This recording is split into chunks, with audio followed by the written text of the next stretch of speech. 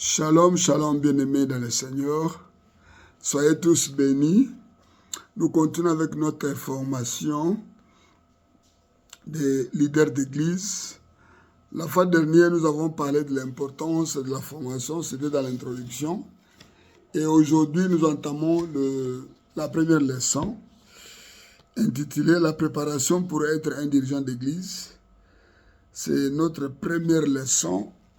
Donc là, nous voulons parler du profil d'un bon dirigeant spirituel, un dirigeant d'église. On veut parler de son profil.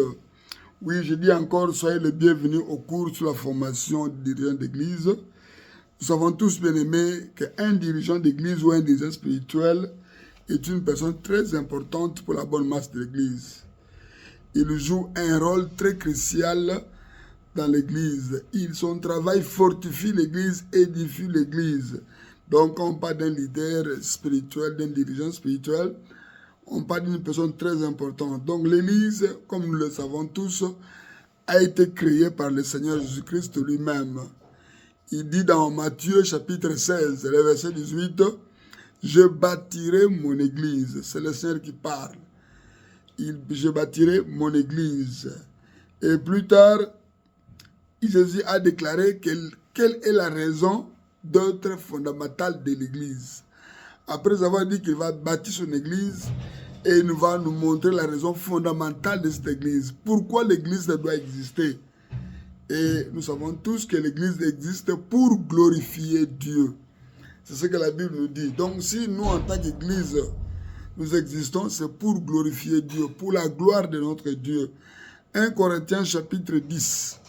Le premier, 1 Corinthiens 10, le 31e verset, la Bible dit « Quoi que vous fassiez, faites tout pour la gloire de Dieu. » Donc tout ce que nous faisons, c'est pour la gloire de Dieu.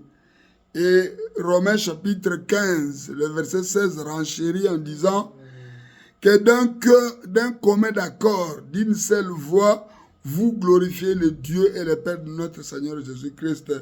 Donc ici, d'un autre accord, nous sommes là pour glorifier notre Dieu, le Père de notre Seigneur Jésus-Christ. C'est ce que Paul nous dit dans Romains chapitre 15, le verset 16. Bien-aimés dans le Seigneur, si nous continuons avec cette leçon, nous verrons que Jésus-Christ lui aussi a donné une mission de l'Église, à part le fait que nous sommes créés pour glorifier Dieu. Dans Matthieu 28, le verset 19 à verset 20, la mission de l'Église, c'est pour faire des disciples par l'évangélisation donc du monde entier et par l'enseignement. C'est ça la mission de l'Église, à part le fait que nous devons glorifier Dieu. Et dans Matthieu 28, on nous dit que nous sommes là pour faire des disciples par l'évangélisation du monde et pour enseigner. C'est la mission de l'Église. Matthieu 28, de 19 à 20. Allez, faites de toutes les nations des disciples, baptisez-les au nom du Père, du Fils et du Saint-Esprit et enseignez-leur à garder tout ce que je vous ai prescrit. Et voici, je suis avec vous tous les jours jusqu'à la fin du monde. Parole du Seigneur. Donc, l'Église est là pour glorifier Dieu, pour évangéliser le monde entier et pour enseigner. Et dans 2 Corinthiens chapitre 5, le verset 19 au verset 20, la Bible dit « Il a mis en nous la parole de la réconciliation. Nous sommes donc ambassadeurs pour Christ, comme si Dieu exhortait par nous. Nous vous en supplions au nom du Christ, soyez réconciliés avec Dieu. » Oui, dans les écrits de l'apôtre Paul, ici nous voyons, il dit bien que le Seigneur a mis en nous la parole de la réconciliation. Donc Dieu exhorte par nous et nous sommes les ambassadeurs pour Christ, les gens qui portent la parole de Dieu. Donc notre mission en tant qu'Église, c'est pour réconcilier les hommes avec Dieu. Parce que nous savons que l'homme était perdu depuis le jardin d'Éden. Mais le Seigneur, comme il a l'amour, il veut récupérer son peuple, alors il doit passer par les réconcilier avec lui. Et il nous charge de le faire parce qu'il a mis en nous la parole de la réconciliation. Donc Jésus lui a donné, donc il a donné à l'Église un objectif précis, un objectif avisé pour l'Église. C'est être comme Jésus, être parfait. À part le fait d'évangéliser, et il y a aussi le fait d'être parfait. L'Église est appelée à être parfait, à être comme Christ. Parce que Christ est le modèle. Dans Éphésiens chapitre 4, le verset 11 au verset 13, la Bible dit, « Celui qui a donné les uns comme les apôtres, les autres comme les prophètes, les autres comme les évangélistes, les autres comme pasteurs et docteurs, pour le perfectionnement de saints. Cela en vue de l'œuvre du service et l'édification du corps de Christ jusqu'à ce que nous soyons tous parvenus à l'unité de la foi et de la connaissance du Fils de Dieu, à l'état d'homme fait à la mesure de la stature parfaite de Christ. » Donc, ici, une autre mission est soulignée, c'est quoi? C'est le perfectionnement des saints. Donc, c'est ça la mission de l'Église. L'Église existe pour le perfectionnement des saints. Donc, pour parvenir à ces objectifs assignés à l'Église, nous voyons que l'Église a besoin de dirigeants spirituels, de serviteurs responsables pour parvenir à évangéliser, à enseigner, à mener les gens à la perfection, à ressembler à Christ. Donc, on a besoin de dirigeants spirituels. Nous savons que les dirigeants spirituels de l'Église doivent être qualifiés selon les critères bibliques. Oui, tout le monde ne veut pas s'improviser serviteur ou dirigeant d'Église. Mais il y a des critères que la Bible nous donne pour être un bon serviteur, être un bon dirigeant d'Église. Il y a des critères que nous devons respecter. Donc, ce n'est pas tout le monde qui s'improvise dirigeant d'Église. Donc, le vrai dirigeant a nécessairement besoin d'avoir des qualités qui le distinguent du faux. Il doit connaître sa personnalité qui lui permet de reconnaître ses qualités et ses dons. Donc, nous devons avoir, nous en tant que dirigeants d'église, nous devons avoir des qualités qui nous distinguent de faux. Parce que nous savons qu'il y a des faux serviteurs, il y a des serviteurs de ventre, il y a ceux-là qui s'improvisent, il y a ceux-là qui sont arrivés au ministère pour satisfaire un besoin charnel ou autre chose. Mais il y a des bons serviteurs, mais ils ont des qualités. Nous devons connaître le profil d'un vrai serviteur de Dieu avant de pouvoir les servir. Aujourd'hui, nous allons voir la première critère biblique pour être un bon dirigeant. La première critère pour être un bon dirigeant, un dirigeant spirituel qu'il faut. Ici, on nous dit un dirigeant spirituel doit savoir qu'il est sauvé. Ça, c'est la première critère pour être un bon serviteur. Bien-aimé, si tu n'es pas sauvé, tu ne peux pas servir Dieu. Être sauvé, tout commence par là. Parce que celui qui est sauvé, c'est un enfant de Dieu. Amen. Hein? Donc, être sauvé, c'est avoir le salut. Cela ne signifie pas participer aux activités de l'Église. Oui, il y a des gens qui partent à l'Église, qui servent le Seigneur dans plusieurs domaines, dans des départements différents à l'Église. Ils peuvent se dire qu'ils sont sauvés parce qu'ils servent. Non. Participer aux activités de l'Église ne fait pas de nous des serviteurs ou des enfants de Dieu. Ou même être baptisé. Il y a des gens qui sont baptisés, qui pensent que le fait que je sois baptisé, je suis devenu un enfant de Dieu. Non, je suis sauvé. Le baptême ne sauve pas. C'est un signe extérieur de ce qui se passe à l'intérieur. C'est ça le baptême. Alors si tu acceptes Jésus-Christ, tu es baptisé. Mais il y a des gens aussi qui arrivent là-bas, ils ne sont pas baptisés, ils ne se sont pas convertis, et ils viennent se baptiser.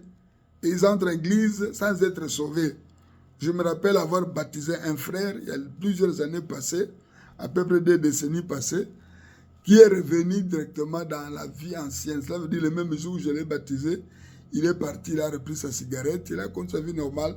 C'est lui-même plus tard qui va témoigner que non, papa, le jour où tu m'as baptisé, je n'étais pas encore converti, j'avais encore mes cigarettes dans les poches.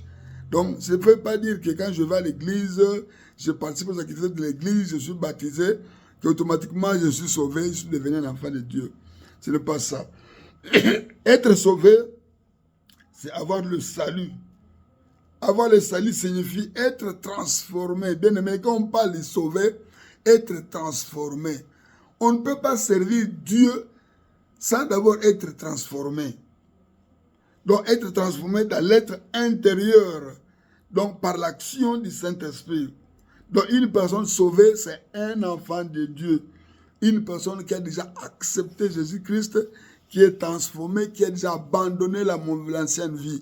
Donc toi là qui m'écoutes, tu ne peux pas servir Dieu si tu n'es pas encore sauvé, si tu n'es pas encore un enfant de Dieu. Jean chapitre 1, le verset 12, nous dit ceci. Mais à tous ceux qui l'ont reçu, à ceux qui croient en son nom, il a donné le pouvoir de devenir enfant de Dieu. Oui, bien aimé, si tu as déjà reçu le Seigneur Jésus-Christ dans ta vie, si tu as crié au nom du Seigneur Jésus-Christ, et le Seigneur va te donner le pouvoir de devenir enfant de Dieu. Bien aimé, être un enfant de Dieu, c'est tout un pouvoir. Donc, pour bien servir Dieu, pour être un bon serviteur de Dieu, tu dois avoir ce pouvoir en toi, le pouvoir d'être un enfant de Dieu. Tu dois être sûr que tu es sauvé, tu es né de nouveau, tu es déjà transformé, tu es devenu une nouvelle créature, tu n'es plus la même personne que dans le passé. Alors, tu dois d'abord savoir ça, parce que c'est très important. Monter sur la chair, servir Dieu, donc bien aimé, c'est pas facile. Parce que là, c'est un monde des esprits. C'est là où les esprits méchants aussi viennent pour attaquer. Si tu n'es pas sauvé, bien aimé, tu risques d'avoir des problèmes sérieux. Donc ici, nous disons le premier critère, il faut d'abord être transformé. Ici, je me rappelle de l'histoire de l'église de Thessalonique. L'histoire d'un acte nous rappelle que Paul, lors de son deuxième voyage missionnaire, il est allé à Thessalonique, il a prêché. Il n'a eu que 3 semaines seulement pour le faire. Et après cela, on a cherché à le déranger. Il a fui, il a quitté la ville de Thessalonique. Il a laissé ces gens qu'il avait évangélisé, les Grecs. Pendant 3 semaines, il a évangélisé ces gens-là. Et après, l'apôtre Paul a pu quitter la ville précipitamment. Et là où il était parti, il s'est souvenu de cette église. Il a envoyé Timothée pour aller se rendre compte de l'état spirituel de cette église. Quand il est arrivé, Timothée a vu les chrétiens de Thessalonique, il a parlé avec eux et il est revenu vers Paul pour lui donner le rapport de cette église. Alors que l'apôtre Paul va va écrire, bien aimé, la lettre des Thessaloniciens, la première lettre et la deuxième lettre aux chrétiens qui étaient à Thessalonique. Il leur dit, si vous lisez dans 1 Thessaloniciens chapitre 1er, le verset 9 au verset 10, l'apôtre Paul dit, on raconte à notre sujet quel accès nous avons eu auprès de vous, comment vous vous êtes convertis à Dieu en abandonnant les idoles pour servir le Dieu vivant et vrai et pour attendre des cieux son Fils, Jésus-Christ, qui nous délivre de la colère à venir. Bien aimé, ces gens-là, grecs, qui étaient des magiciens, qui avaient des livres de magie, il y avait beaucoup de trucs mauvaises. Quand ils ont reçu la parole de Dieu, la Bible dit la première chose, ils se sont convertis. De la conversion, le volte-face, ils ont changé de vie. Ça, c'est la première chose qu'ils ont fait. La deuxième chose qu'ils ont fait, ils ont abandonné les idoles. Oui, bien aimé, celui qui sert Dieu, c'est une personne qui est déjà transformée, qui s'est convertie, qui a abandonné la mauvaise vie. Toi, tu ne peux pas servir Dieu si tu n'as pas encore abandonné les choses anciennes de ta vie. Donc, c'est quelqu'un qui est déjà transformé, lavé. Donc, les chrétiens de Thessalonique, ils ont reçu la parole de Dieu, ils se sont convertis, la première chose. La deuxième chose, ils ont abandonné les idoles. La troisième chose, pour servir le Dieu vivant et vrai. Ça veut dire, avant de pouvoir servir Dieu, ils se sont d'abord transformés par la puissance du Saint-Esprit, parce qu'ils ont accepté la parole, ils ont accepté le Seigneur. Le Saint-Esprit les a transformés. Ils ont abandonné tout ce qui était mauvais dans leur vie, les choses anciennes. Ils ont abandonné pour servir le Dieu vivant et vrai. Et la quatrième chose qu'ils ont fait, c'est attendre le retour de Jésus-Christ. Ça, c'est mener la vie de sanctification. Celui qui attend le retour de Christ, c'est celui qui mène une vie de sanctification. Donc les chrétiens de Thessalonique, ils se sont convertis, ils ont abandonné les idoles, ils ont commencé à servir Dieu et ils ont commencé à mener une vie de sanctification. Les 4 choses qui sont les 4 étapes de la vie d'un chrétien, ils ont connu ça. Bien aimé, si nous aujourd'hui, nous voulons servir le Seigneur, nous devons passer par ces 4 étapes. C'est très important. Être né de nouveau, ça veut dire se convertir, abandonner les idoles, commencer à servir Dieu, ne plus servir le monde, parce que quand on accepte le Seigneur Jésus-Christ, on est là pour servir, le servir. Et Paul a dit, Jésus a dit à ses disciples, ce n'est pas vous qui m'avez choisi, c'est moi qui vous ai choisi, je vous ai établi afin que vous alliez et vous portez des fruits. C'est Jean chapitre 16, verset 15. Donc c'est ça. Nous avons été sauvés pour servir. Mais avant de servir, nous devons reconnaître que le Saint-Esprit nous a déjà transformés, nous avons abandonné l'ancienne vie. 1 Jean chapitre 1, le verset 7, la Bible nous dit, mais si nous marchons dans la lumière, comme il est lui-même dans la lumière, nous sommes mutuellement en communion et le sang de Jésus, son Fils, nous purifie de tout péché. Si nous marchons dans la lumière, donc un chrétien qui est devenu plus tard serviteur, c'est quelqu'un qui marche dans la lumière. Comme il est lui-même dans la lumière, nous sommes mutuellement en communion. Ça veut dire, tu es déjà dans la lumière, tu es en communion avec le Seigneur. Et le sang de Jésus t'a déjà purifié, lavé de tous les péchés. Tu as déjà été transformé. Tu es un enfant de lumière. Que ta lumière brille. Oui, ta lumière doit d'abord briller avant que tu puisses servir Dieu. C'est très important. Ça, c'est la première étape. Et oui, la première critère que nous devons observer pour être de bons serviteurs de Dieu. 1 Jean chapitre 5, le verset 11. La parole de Dieu dit, et voici ce témoignage, c'est que Dieu nous a donné la vie éternelle et que cette vie est dans son Fils. Oui, tu dois être sûr que le Seigneur t'a déjà donné quoi? La vie éternelle. Si tu as la vie éternelle, tu es déjà sauvé, tu es l'enfant de Dieu, alors tu es prêt pour le servir.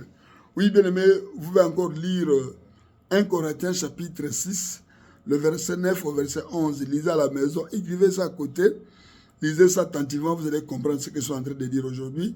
1 Corinthiens 6, 9 à 11. Lisez également 2 Corinthiens 5, 17 à 19. 2 Corinthiens 5, 17 à 19. Lisez également Éphésiens chapitre 1er, le verset 3 au verset 7. Éphésiens 1er, 3 à 7. Il y a aussi des Colossiens chapitre 1, le verset 21 au verset 23. Colossiens chapitre 1, 21 à 23. Lisez ces écritures et vous allez comprendre cette première critère pour être un bon serviteur de Dieu. Donc la personne qui est sauvée, c'est celle qui a obéi à l'ordre du Seigneur qui nous dit de croire au Seigneur Jésus-Christ. Acte 16, 31. Crois au Seigneur Jésus-Christ et tu seras sauvé, toi et ta famille. Bien-aimé, on dit que la personne sauvée, cette personne qui veut servir le Seigneur, c'est une personne qui a déjà obéi à l'ordre du Seigneur. Parce que le Seigneur nous recommande de croire au Fils de Dieu. Et nous serons sauvés. Bien aimé, premier critère, je ne dis pas beaucoup de choses, je te dis simplement, toi là qui me suis, toi qui es appelé maintenant à servir Dieu, ne dis pas que moi je suis musicien, moi je suis instrumentiste, moi je suis à la chorale, moi je suis à la caisse, moi je balaye. Non, tout le monde à l'église, tous ceux qui travaillent dans les différents départements, que ce soit dans l'évangélisation, dans l'édification de l'église, dans le département des mamans, dans le département des jeunes, dans l'écodime, ceux qui travaillent dans la jeunesse, ceux qui travaillent même avec les musiciens, les instrumentistes, ceux qui balayent l'église, ceux qui sont des intendants à l'église, tout le monde est serviteur de Dieu. Et notre mission est de sauver ceux qui nous écoutent. C'est pourquoi nous-mêmes, nous devons d'abord être sauvés. C'est important. Rassure-toi, toi qui veux servir Dieu, que tu es sauvé. Parce que tu vas dans un monde des esprits, un monde de combat. Parce que servir Dieu, ça veut dire aller arracher les gens qui sont entre les mains du diable et les ramener chez Jésus-Christ. Et le diable qui retient ces gens-là captifs ne va pas te laisser tranquille. Il va chercher aussi à t'attaquer. Alors si les attaques viennent et que tu n'es pas avec les deux pieds dans le Seigneur, bien aimé, tu risques de connaître des difficultés. Je me rappelle un jour, Il y a une équipe des intercesseurs, des évangélistes, des frères de l'église qui sont allés faire la délivrance quelque part, dans une maison où il y avait un jeune qui était possédé de mauvais esprits. Arrivé là-bas, ils ont prié, prié, prié et chassé l'esprit mauvais. Et cet esprit, effectivement, est parti. Mais l'esprit n'est pas parti très loin. C'est l'esprit est allé posséder une sœur qui était dans le groupe qui est venu pour faire la délivrance. Et maintenant, la délivrance a quitté cette sœur-là. On commence à délivrer l'ouvrier du Seigneur. Ça, c'est ridicule. Donc, nous devons savoir que servir Dieu, c'est aussi moins des esprits. Même si vous travaillez à la porte là pour accueillir les gens, il y a des gens là qui arrivent. Tout le monde vient à l'église. Il y a des sorciers qui arrivent, des magiciens peuvent arriver à l'église. Des bons gens peuvent arriver aussi, je ne sais pas. Donc, on n'interdit à personne. Tout le monde doit venir chez le Saint comme il est. Alors, il vient là-bas peut-être pour tenter. Il te voit à la porte, tu n'as pas la force spirituelle. Tu risques de connaître des problèmes. C'est pourquoi nous tous, nous sommes des serviteurs et nous devons être sûrs que nous sommes sauvés pour bien faire l'œuvre de Dieu. Donc, nous devons reconnaître que nos péchés ont été effacés et nous sommes repentis. Servir Dieu, savoir que j'étais un homme qui était dans beaucoup de trucs, maintenant le Seigneur m'a abandonné, je me suis repenti.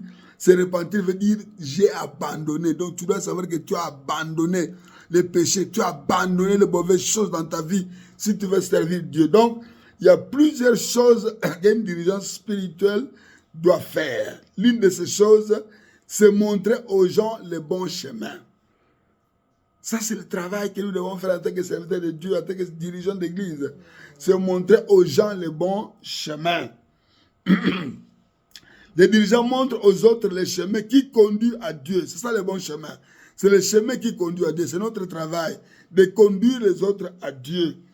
Donc, nous sommes des guides pour les autres personnes. Donc, il n'y a qu'un seul chemin qui conduit à Dieu. C'est le chemin qu'on appelle le chemin du salut.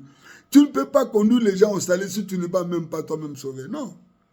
Il faut d'abord être sauvé, être guide. Actes chapitre 4, le verset nous dit que les gens, le chemin qui conduit à Christ, c'est le chemin du salut. C'est par là que nous devons être sauvés. Lisez aussi Jean chapitre 14, le verset 6, et vous verrez ça. Donc, nous devons passer par le vrai chemin qui est le chemin de conduire les gens à Christ. L'homme qui montre le chemin doit connaître lui-même le chemin. Si nous montrons les autres le chemin qui conduit au Père, bien aimé, toi et moi, nous devons d'abord connaître ce chemin-là. Tu ne peux pas t'hasarder de conduire quelqu'un quelque part où tu ne connais pas. Non.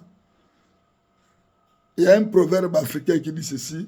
Un chasseur doit toujours apprendre, doit prendre des renseignements sur le buffle chez ceux qui sont à l'avant. Si tu vas à la chasse, tu arrives en route, tu cherches un buffle pour l'abattre, tu dois te renseigner auprès de ceux qui t'ont précédé, ceux qui sont là depuis longtemps. Ils connaissent là où se trouve le buffle, ils connaissent comment il faut l'abattre. Donc tu dois prendre des renseignements auprès de lui. Ça veut dire ceux qui viennent à Christ doivent prendre des renseignements chez nous. Nous devons être des gens qui les conduisent à la vie éternelle et les conduisent à la maison du Père. Bien-aimés, le Seigneur va nous utiliser. Nous-mêmes, nous devons d'abord être sauvés pour chercher à sauver les autres. C'est très, très important. Donc, en tant que dirigeant spirituel, vous devez être celui qui est à l'avant et qui connaît le chemin qui conduit à Dieu. Donc, nous, en tant que dirigeants spirituels, nous devons être à l'avant pour conduire les autres à Dieu. Alors, nous devons connaître ce chemin-là. Ça veut dire que nous sommes déjà passés par là. Nous avons obéi à Dieu, nous sommes convertis, nous avons abandonné les idoles, nous nous sommes engagés maintenant à servir Dieu. Donc, vous devez savoir que vous-même, vous avez été sauvés par le Seigneur Jésus-Christ. C'est important. Si tu veux aider les autres, bien-aimé, sache que toi, tu es aussi appelé à être sauvé. Si tu n'es pas sauvé, ne va pas t'hasarder là-bas. C'est très, très important. Donc, il y a certains dirigeants bien-aimés qui ne savent pas qu'ils doivent d'abord eux-mêmes être sauvés. Ils se lancent dans l'œuvre de Dieu. Ils pensent que c'est du théâtre. Non, ce n'est pas du théâtre. Là, c'est le monde des esprits. C'est là où Satan nous attend parce que Satan s'attaque beaucoup à l'église. Quand on dit Satan rôde, il rôde autour des enfants de Dieu. Il rôde autour de ceux qui ont crié au Seigneur Jésus-Christ. il va chercher à les empêcher de ne pas faire le travail de sauver les autres. Parce que vous savez, tous ceux qui ont accepté le Seigneur Jésus-Christ sont les évadés de la prison du diable. Nous avons quitté la prison du diable. Le Seigneur nous a transportés dans le royaume des fils de son amour. Il nous a enlevés dans les ténèbres. Il nous a amenés dans la lumière. Il est en train de dépeupler le camp du diable pour peupler le camp du Seigneur. Donc cela veut dire faire ce travail d'aller dépeupler le camp du diable, c'est s'attaquer aux esprits. Alors nous devons être sûrs que nous sommes sauvés. C'est le salut qui va faire que nous puissions être protégés. Parce que quand tu es déjà sauvé, tu es dans le camp de Dieu. Tu es devenu un enfant de Dieu. Donc les choses anciennes là sont passées. Tu es devenu une nouvelle créature. Ça veut dire Dieu te connaît. Tu as la marque de Dieu. Quand surviennent les attaques du diable, le Seigneur va te protéger. Mais si tu n'es pas connu, le Seigneur te laisse faire. Et toi-même, tu vas t'hasarder, tu verras les conséquences. Donc, nous devons être sûrs que nous sommes sauvés si nous voulons servir Dieu. Donc, Jésus dit que ceux-là qui veulent conduire les autres, ils sont des aveugles qui conduisent les aveugles. Ceux-là qui ne sont pas encore convertis, qui veulent conduire les autres, sont des aveugles qui conduisent les autres aveugles. Et les deux vont tomber dans un trou. Matthieu chapitre 15, le verset 14, la Bible nous dit, si un aveugle conduit un aveugle, ils tomberont tous deux dans une fosse. Il doit savoir qu'il est venu à Dieu par Jésus-Christ et Dieu lui a déjà donné une nouvelle vie. Bien-aimé, si tu veux servir Dieu, le premier critère, tu dois être sûr que tu as la nouvelle vie. Toi, tu es sauvé. Tu as déjà abandonné le péché. Tu es un enfant de Dieu. Tu es dans la bergerie. Tu as la marque de Dieu. C'est ça le premier critère que nous devons observer si nous voulons bien servir notre Dieu. Bien aimé, c'est ça le profil d'un bon serviteur. Un bon serviteur, c'est d'abord une personne qui a cru au Seigneur, qui est devenu un enfant de Dieu. Une personne que le Seigneur connaît. C'est celui-là qui peut servir Dieu. Mais si tu ne peux passer par ça, la première étape là, bien aimé, tu ne peux pas, le reste là, ça ne te concerne pas. Tu vois, les chrétiens de Thessalonique, une jeune église, ils ont reçu la parole pendant 3 semaines seulement. Ils ont abandonné la magie, ils ont tout abandonné et ils ont commencé à servir Dieu. Donc, ils se sont convertis, ils ont changé de vie, ils ont abandonné la mauvaise vie et ils ont commencé à servir Dieu et ils marchaient dans la sanctification. Un vrai serviteur, c'est une personne qui marche dans la sanctification. On ne peut pas marcher dans la sanctification si on n'est pas encore converti. Parce que si tu es sous la domination du péché, bien aimé, tu ne peux pas servir Dieu. Donc regarde-toi toi-même, bien aimé, toi qui me suis maintenant, si tu es réellement converti. Si tu n'es pas converti, commence d'abord à aller te convertir. C'est important. Allez voir les hommes de Dieu, qu'on prie pour toi, et que tu puisses d'abord te convertir. Plus tard, tu vas servir Dieu. Mais si tu es déjà passé par là, bien aimé, tu es prêt à servir Dieu. Parce que Christ nous a appelés, il nous a établis pour les servir. Donc si nous sommes devenus enfants de Dieu, c'est pour servir Dieu. Le Dieu vivant est vrai. Hein? Comme on nous dit 1 Thessaloniciens chapitre 1, le verset 9 au verset 10, un chapitre très, un passage biblique très important.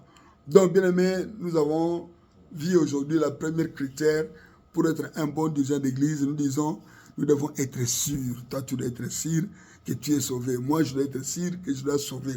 Tout commence par, c'est la fondation.